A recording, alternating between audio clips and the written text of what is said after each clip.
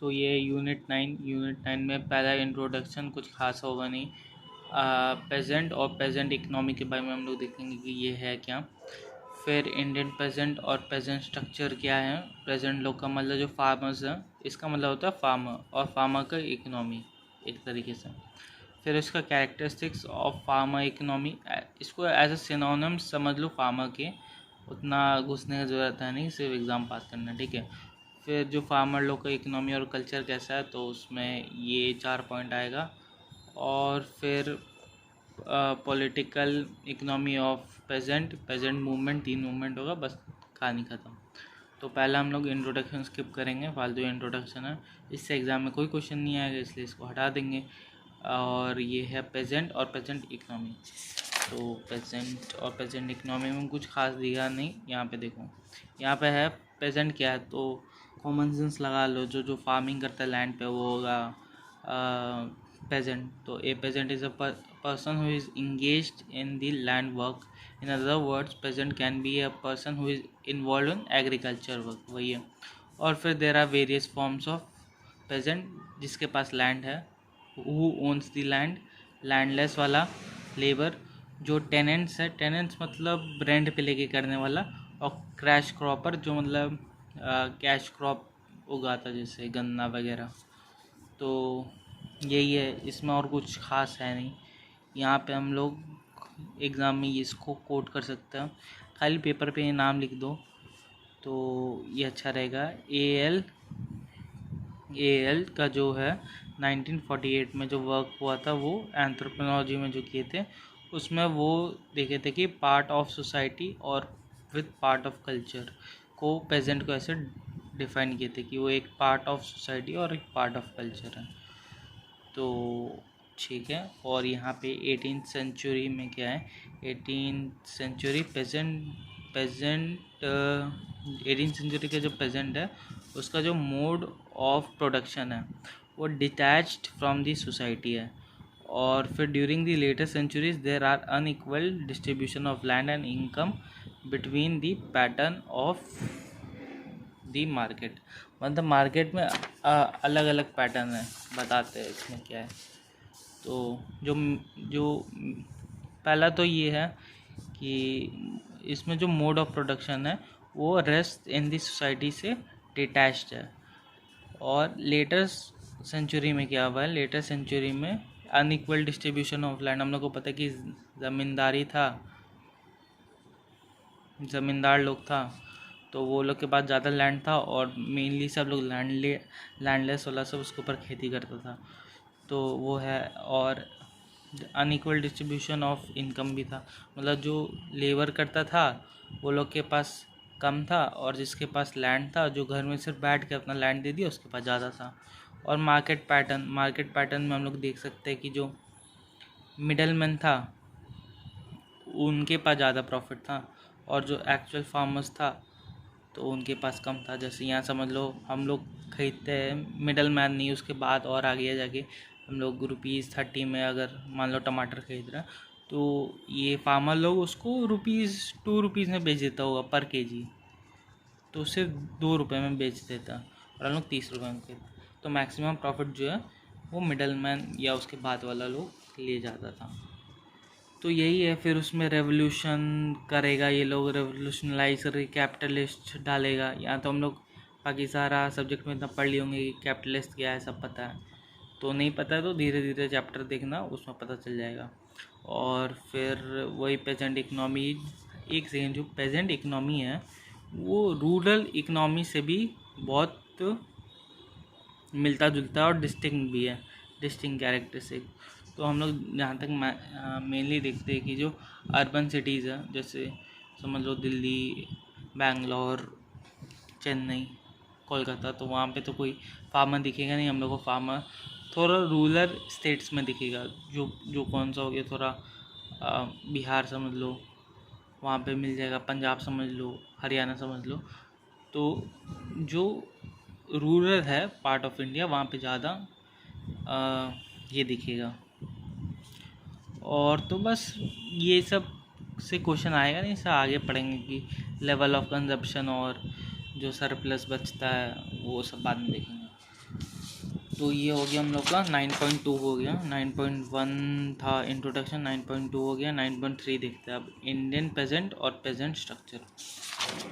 तो देखें Indian pageant, तो इंडिया का मेजॉरिटी जो लोग हैं, जो पेजेंट का लोग है वो रूरल एरिया में रहता है, जो हम लोग पहले देखे। और रूरल एरिया में जो प्राइमरी सोर्स ऑफ इनकम जो है लोग का वो एग्रीकल्चर है। तो ये एक फैक्ट भी है कि अभी जो है 40% ऑफ दी वर्क फोर्स वो एग्रीकल्चर में, इंडिया का एग्रीकल्चर, तो एग्रीकल्चर में 40% ऑफ इंडियाज़ वर्क फोर्स। तो इससे हम लोग अंदाज़ा लगा सकते हैं।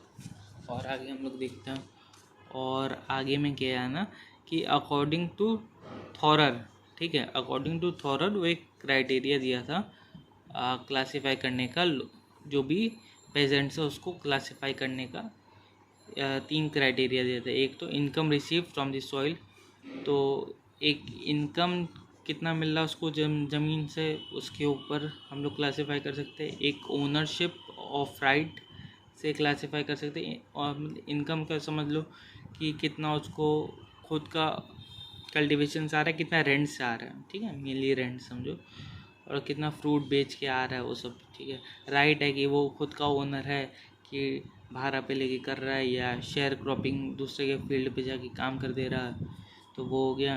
और अमाउंट ऑफ फील्ड वर्क, कि भाई वो काम कर रहा है कि सारा काम वही कर रहा है, कि वो कोई काम नहीं कर रहा है, कि वो थोड़ा सा आधा आधा काम कर रहा है। तो ये क्राइटेरिया है।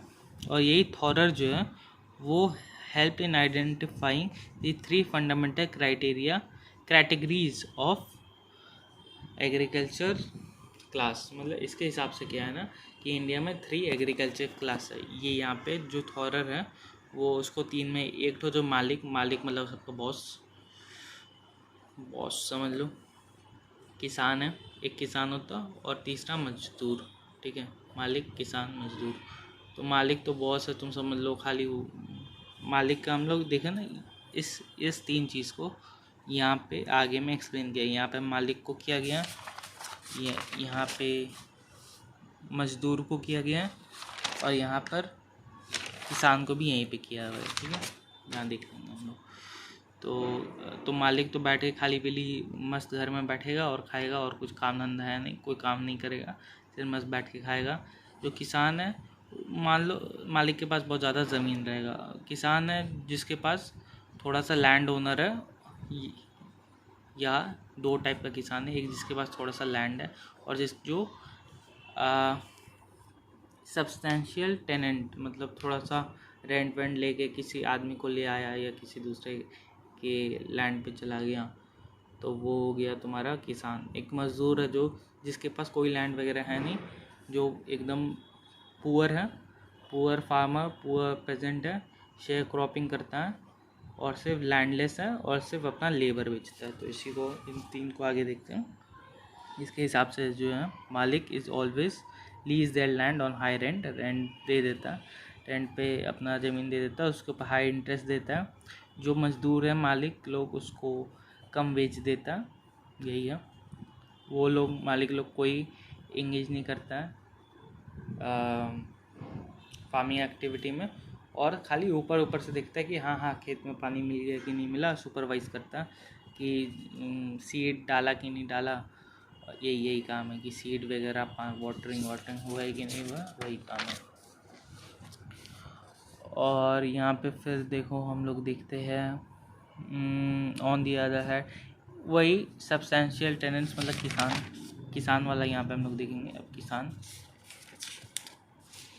ये देखो किसान का 2 सब कैटेगरी है, एक पुअर, एक सब्सटेंशियल टेनेंट। ये देखो सब कैटेगरी, एक स्मॉल लैंड ओनर्स और सब्सटेंशियल टेनेंट, ठीक है। तो स्मॉल लैंड ओनर्स का क्या करता है, वो लोग engage in farm working, do not hire, कोई दूसरा लेबर वेबर नहीं लेगा outside except in harvest season, सिर्फ हार्वेस्ट सीजन में लेगा।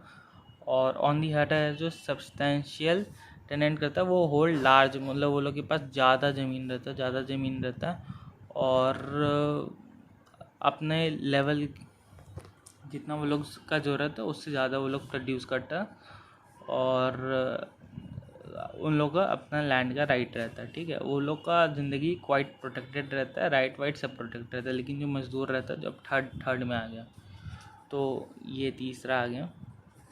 तो थर्ड मज़दूर में क्या होता है ना, मज़दूर का तुम सोच लो, साले के पास कुछ है नहीं तो क्लेम कर लो।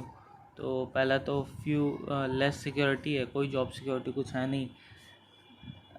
डेली का दहाड़ी मिलता है, तो डेली लिविंगहुड और कुछ नहीं। और अर्न कैसे करता है, कुछ अर्न वर्न नहीं करता, खाली अपना लेबर सेल देयर लेबर, तो वो लोग को मिलता है, ठीक है।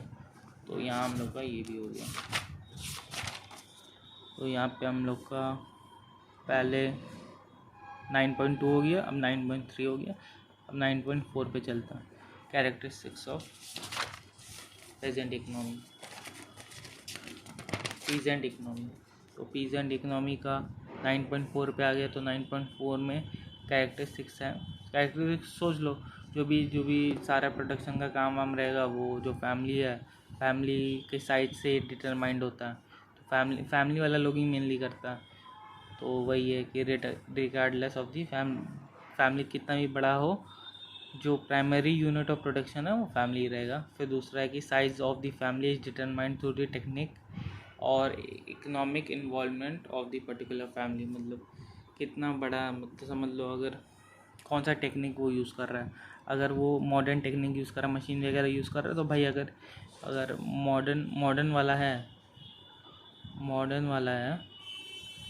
मॉडर्न टेक्निक यूज़ करता है, तो न्यूक्लियर फैमिली से भी काम हो जाएगा। अगर ट्रेडिशनल जो ओल्ड वाला है वो यूज़ करता है, तो जॉइंट फैमिली, बड़ा ज़्यादा लोग रहेगा तो ही काम होगा। तो ये है। फिर एक्सटेंट ऑफ फैमिली जो है, जॉइंट फैमिली वो सब है।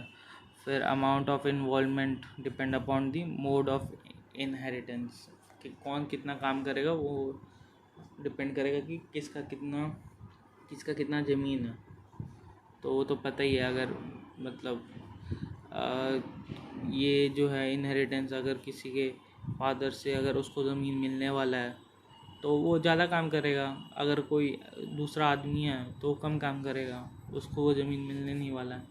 और पेजेंट जो है इंटेंसिव वो एग्रीकल्चरलिस्ट होता है, जो जनरली पेजेंट सोसाइटी स्मॉल रहता है, वो लोग को इन्फीरियर, मतलब थोड़ा कम इज्जत मिलता है ना, क्योंकि इंडिया में देख लो कि वो लोग अर्निंग्स कम है, तो अर्निंग कम है तो लाइफस्टाइल थोड़ा कम रहेगा, तो इज्जत कम मिलेगा। फिर है कि डिवीज़न ऑफ लेबर रहता है। मेल लोग अलग काम करते हैं, मेल लोग आपका काम करेगा फील्ड पे,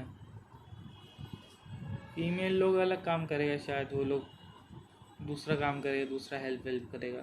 तो जेंडर के ऊपर, पावर रिलेशन, अगर कोई ज़्यादा पावरफुल आदमी है, मतलब जिसका चलता है, तो बैठेगा जहाँ तक, खाली पीली बैठा रहेगा।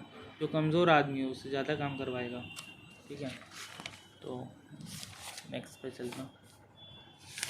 अभी नेक्स्ट एक क्वेश्चन है यहाँ पर, देखते हैं। वाटर पेजेंट्स, तो हुआ पेजेंट्स हो जाएगा जो एग्रीकल्चर काम में लगा रहता है। बेसिक यूनिट क्या है, फैमिली। और डैनियल थॉरर का 3 तो वो बता दिए, 3 क्या करता है। पहला है मालिक, दूसरा किसान, तीसरा मजदूर, ठीक है। आर जनरली, देखो ये क्या वर्ड है हमको पता नहीं, लेकिन ये जहाँ तक फॉल्स होगा, ठीक है, क्योंकि ये चैप्टर में कुछ पढ़ाया नहीं। अब इसका आंसर देख भी लेते हैं, अगर पीछे आंसर दिया हुआ है तो देखो फॉल्स। अब चैप्टर में नहीं पढ़ाया तो सीधा फॉल्स।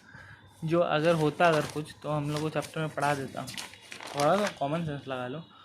और ये क्या है, मेनली जो है ना वो हेट्रोजेनस ग्रुप होते हैं। एक बार इसका भी देख लेता हूँ, आंसर देख लेता हूँ। अच्छा, होमोजेनस ग्रुप है। होमोजेनस ग्रुप यहाँ पे कैरेक्टरिस्टिक्स में फिर कहीं लिखा होगा, तो होमोजेनस ग्रुप, कोई बात नहीं, हम लोग भी स्टूडेंट हैं, हम तो हेल्प करने के लिए बता रहे हैं वीडियो।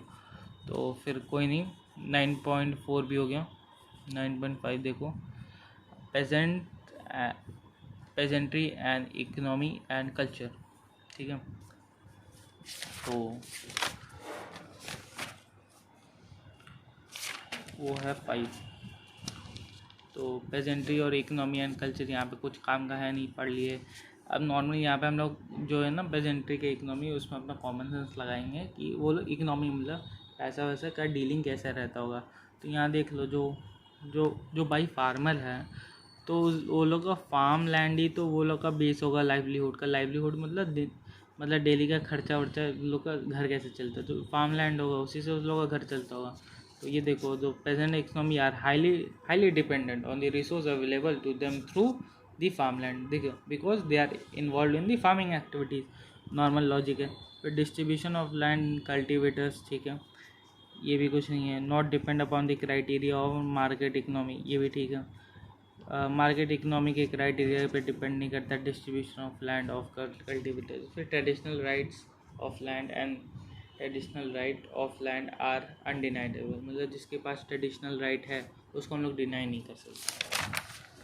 तो कॉमन सेंस है। अब दूसरा देखते हैं फैमिली लेबर। पहले ही बता दिया कि फैमिली जो है वो वही काम करता है मेनली इंडिया में या कहीं पर भी इकोनॉमी का काम के लिए, और कभी कभी हार्वेस्ट सीजन में वो लोग ले आता है। तो वही लिखा रहेगा कि डिपेंडेंस जो है ऑफ फैमिली लेबर के ऊपर distinguish them from the capitalist society. Capitalist society में क्या होगा, बहुत सारा वर्कर्स ले आएगा, वर्कर्स सभी काम करेगा, बड़ा सा फार्म रहेगा और यार्ड, तो वहाँ पे सिर्फ फार्मिंग होगा। वो कैपिटलिस्ट इकनॉमी में रहेगा, वो इंडिया में या कहीं पे वैसा नहीं रहेगा। तो उससे वहाँ पे वर्कर्स जो फैमिली जहाँ वर्क करेगा वो कैपिटलिस्ट सोसाइटी से डिस्टिंग्विश कर देगा। फिर family labour is supplemented by hired labour during harvest season. Harvest season में ज़्यादा काम रहता है, बड़ा बड़ा पेड़ हो जाता है, तो उसको हटाने में जो है उस टाइम काम आएगा। और अगर मान लो अगर कुछ बच गया, पहले तो खुद कंज्यूम करेगा, सेल्फ कंजम्पशन, खुद खाएगा पिएगा, और अगर कुछ बच गया तो उसको कमर्शियल पर्पस में यूज़ कर देगा, ठीक है। अब नेक्स्ट पे चलते हैं।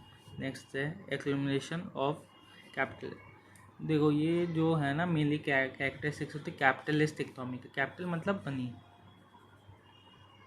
तो यहाँ पे है, देखो, attribute found only in the capitalist mode of production. उस कैपिटलिस्ट को क्या है ना, सिर्फ प्रॉफिट चाहिए। देखो यहाँ पे सिर्फ प्रॉफिट, तो वही है। और यहाँ पे कुछ खास लिखा है नहीं। और यहाँ पे जो है family purchase certain type of Capitals from, ये देखो दो टाइप के लिए ना वो प्रोड्यूस हो सकते हैं। एक तो प्रोडक्शन पर्पस के लिए, एक कंजम्पशन पर्पस के लिए।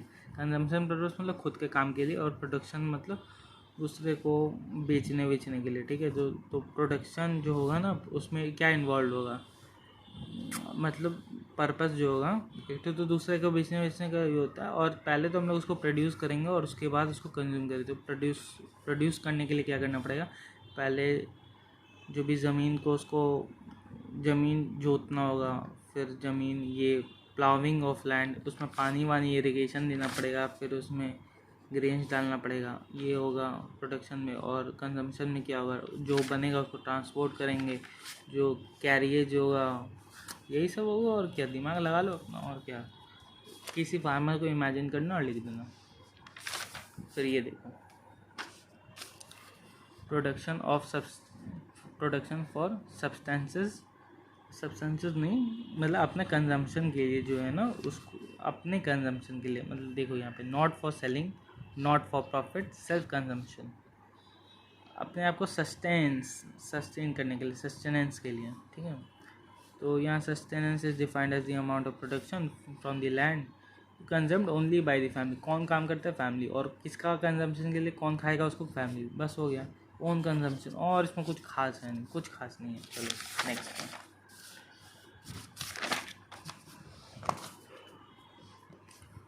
तो ये भी हो गया हम लोग का, ये 4 चीज़ बता दिए। एक फार्म लैंड और livelihood, family labour, accumulation of capital, production for consumption, ठीक है। और फिर है जो है political economy of the peasant. तो अब हम लोग यहाँ पे चलते हैं, क्या है political economy of the peasant. तो इसमें कुछ खास है नहीं, इसमें से एग्ज़ाम में क्वेश्चन आएगा नहीं, आएगा तो कुछ बहुत कम चांसेस है। 20 मार्क्स के लिए इतना छोटा क्वेश्चन नहीं पूछ सकते, इसमें कुछ खास ऐसा है नहीं कि दमदार। इसमें हम लोग के एग्ज़ाम में कोई भी क्वेश्चन आएगा 20 मार्क्स का ही आएगा, और 20 मार्क्स का आएगा तो 400 वर्ड्स के लिए। तो इसमें कोई 400 वर्ड लायक लिखने का कुछ है नहीं, ठीक है, तो दिमाग में। तो इसमें वही है कि पॉलिटिकल इकोनॉमी जो है वो नॉट, मतलब इसमें हम लोग देखे गए थे कि जो पहले पहले जो पॉलिटिकली जो सारा काम हुआ, तो प्रेजेंट लोग पॉलिटिक्स में कैसे कैसे एक्ट कर रहा था। तो पहले तो है कि वो लोग जो था ना, do not enter in long term economic deals in the market and completely accept the ideology. They instead very considerably do daily affairs. तो वो लोग जैसे बड़ा बड़ा कॉर्पोरेट्स क्या होता है ना, वो लोग देख लेते हैं कि हाँ हाँ चलो 5 साल का डीलिंग हो गया, 10 साल का डीलिंग हो गया, 15 साल का डीलिंग हो गया, लेकिन ऐसा फार्मर्स लोग नहीं करता। तो वो लोग जो है ना लॉन्ग टर्म के लिए नहीं जाता, लॉन्ग टर्म के लिए नहीं जाता। वो लोग क्या है, डेली कि आज क्या भाव है, कल क्या भाव है, उसके लिए जाता है, ठीक है। और क्या है, जो लैंडलॉर्ड्स था वो तो बताया, जो लैंडलॉर्ड्स था वो रिच था, हाईएस्ट पोजीशन पे था। हायरार्किकल स्ट्रक्चर मतलब ऐसे एक ट्रायंगल, और सबसे टॉप पे जो रहेगा ना वो हायरार्की के स्ट्रक्चर के टॉप पे है, और वही लोग डोमिनेट भी करता था। वही लिखा हुआ है कि वही लोग डोमिनेट भी करता था, और जो नीचे का लोग था वो लोग में कोई उस टाइम यूनिटी था नहीं अमंग देम, और कुछ नहीं। यूनिटी नहीं रहेगा तो तुम सोचो क्या होगा। यूनिटी नहीं रहेगा तो do not only suffer exploitation होगा उसका फ्रॉम। तो वो लोग का एक्सप्लॉयटेशन सिर्फ लैंड ओनर्स से नहीं रहता था, वो लोग का एक्सप्लॉयटेशन जो था अगर मिडरीज मतलब मिडलमैन से भी होता था, मिडलमैन से एक्सप्लॉयटेशन भी होता था। बस अब देखो एक्सप्लॉयटेशन होगा तो क्या होगा, फिर मूवमेंट होगा भाई, एक्सप्लॉयटेशन मूवमेंट। तो नेक्स्ट टॉपिक हम लोग का ये मूवमेंट ही है, प्रेजेंट मूवमेंट, ठीक है। तो ये हो गया। अब नेक्स्ट क्या है, प्रेजेंट मूवमेंट।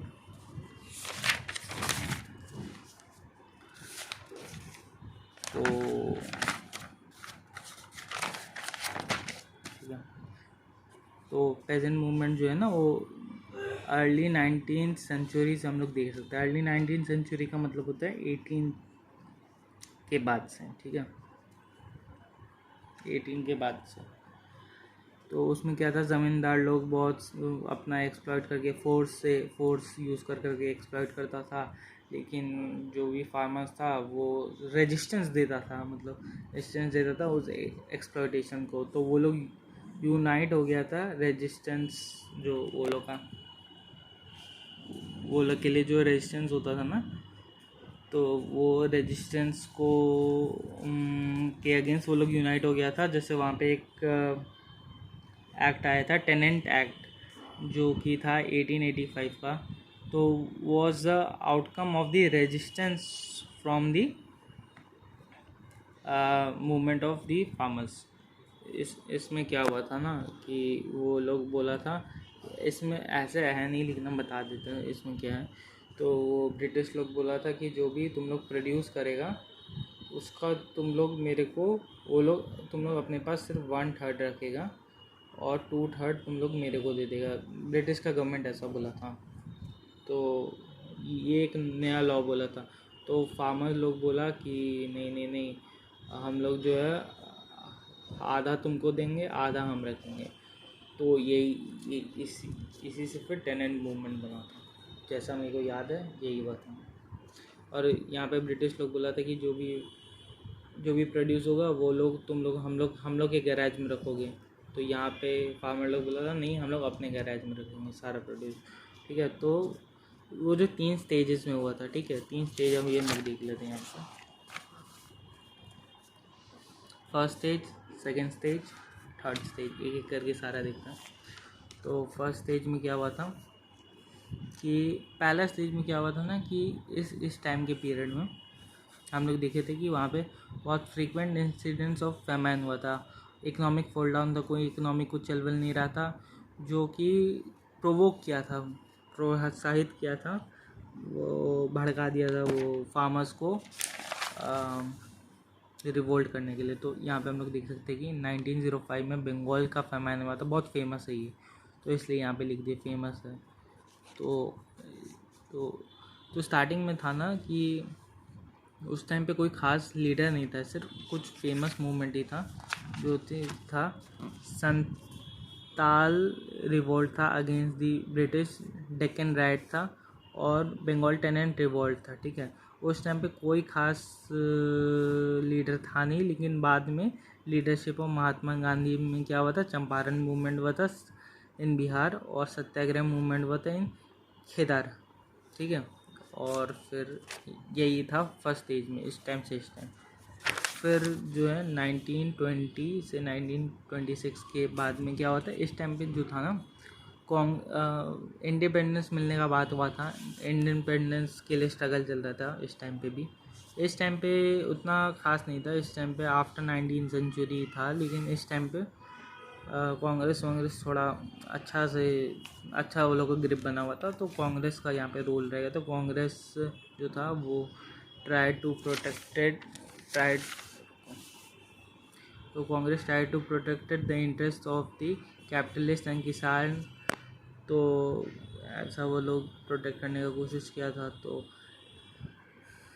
तो जो इवैल्यूएशन ऑफ द किसान बेस्ड ऑन लीडरशिप, तो किसान लोग का ना, किसान रियलाइज़ कि जो ये कांग्रेस जो था, वो लोग जो कैपिटलिस्ट था वही लोग का देख रहा था, और किसान लोग को छोड़ दिया था। तो किसान लोग देखा कि ये लोग तो सिर्फ कैपिटलिस्ट के जो इंटरेस्ट था उसको प्रोटेक्ट कर रहा है।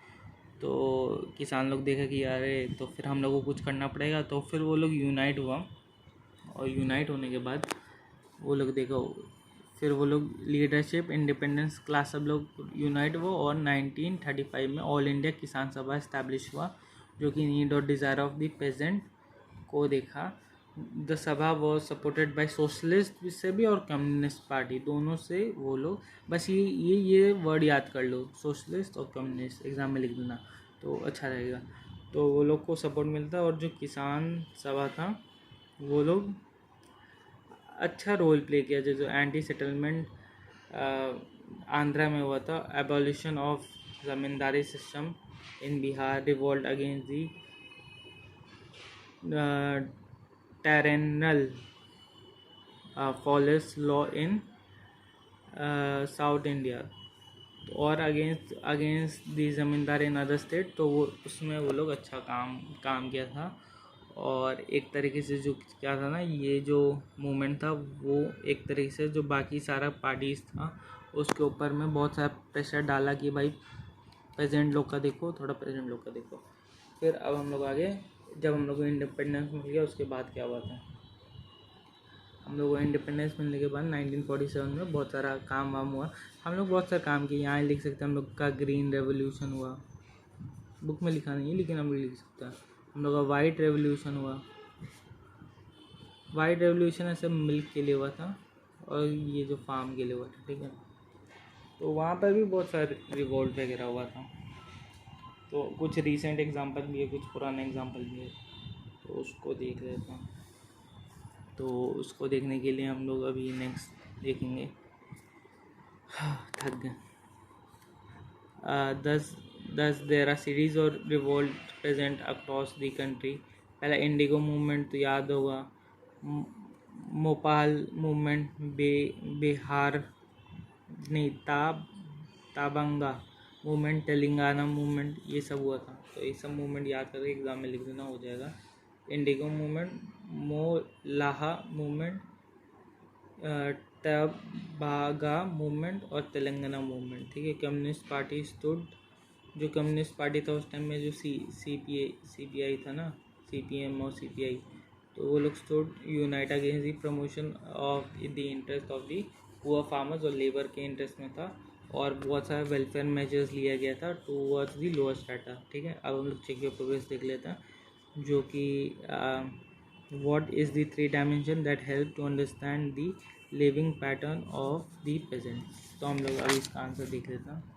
इसका आंसर है सोशल, कल्चरल और फिजिकल डायमेंशन। तो हम लोग देखेंगे सोशली वो लोग का क्या है, सोसाइटी में कितना इज्जत है, कल्चरली उन लोगों को जिस कल्चर में वो लोग उसमें कितना वैल्यू मिल रहा है, और फिजिकली भाई वो लोग ठीक है कि नहीं है, मतलब लाइफ स्टाइल कैसा है, ये सब कैसा है, उससे देखेंगे। Basic source of income of livelihood क्या होगा, तुम ही सोचो, ज़मीन होगा और क्या होगा। तो लैंड से ही तो लाइवलीहुड है, वो तो पता है। What do you understand by family labour, मतलब जो भी है वो लोग का फैमिली का लोग ही उसके ऊपर काम कर रहा है वो लोग के लैंड पे, तो उसी को बोलते हैं फैमिली लेबर।